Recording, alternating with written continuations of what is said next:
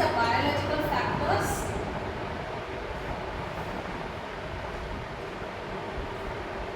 Another one is the physiological factors.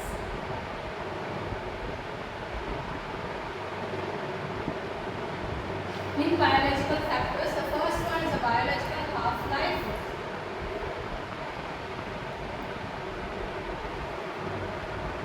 The second is the absorption rate. And third is the metabolism.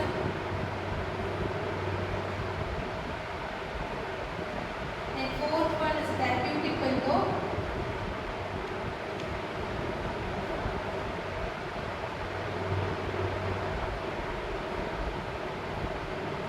Fifth one is the patient condition.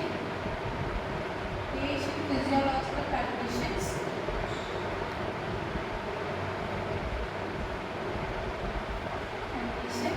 In physiological factors, the first one is the dose, the ionization, then the molecular size,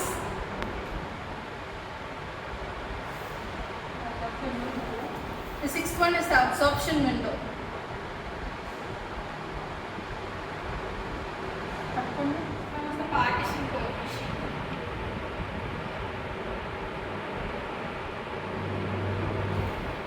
In biological half-life, the short drug candidates are good candidates for control-release drug delivery system, because while the short half-life, they can reach the GI intestine, and molecules with the short half-life are excellent candidates for sustained release formulation. However, it has the drug with the short life requires excessive large amount of drug in the dosage form.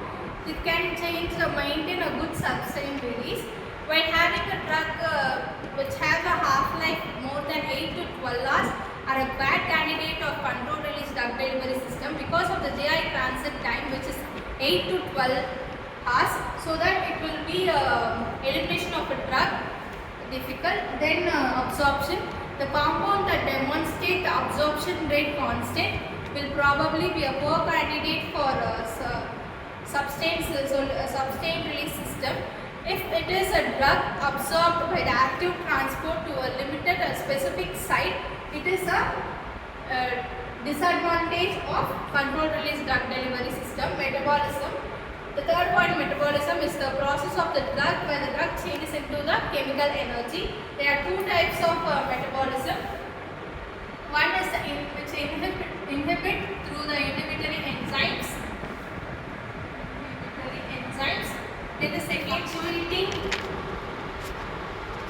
blood level, through which it is transferred to the hepatic portal vein. Then is the therapeutic window. The drugs which narrow therapeutic index are not suitable for controlled drug delivery system. If their delivery system fail to control release, the dose dumping may happen. Then the patient physiological condition. The patient physiological conditions such as GI transit time can also affect the drug absorption. Then the absorption window.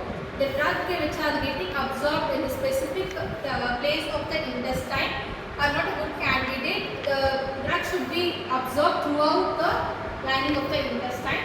Then comes the physiological factor. In the physiological factor, the normal dose, which is 500 to 1000 mg, are required for physiological factor dose size. 500 to 1000 mg of maximum conventional dosage form. Another is a safety margin involved in administration of large amount of drug through narrow therapeutic index. Second one is the ionization. Unchanged form of a drug species will be preferentially absorbed through many body tissues. It should be it has a relationship between the pK value and the absorption index. Next, the molecular size.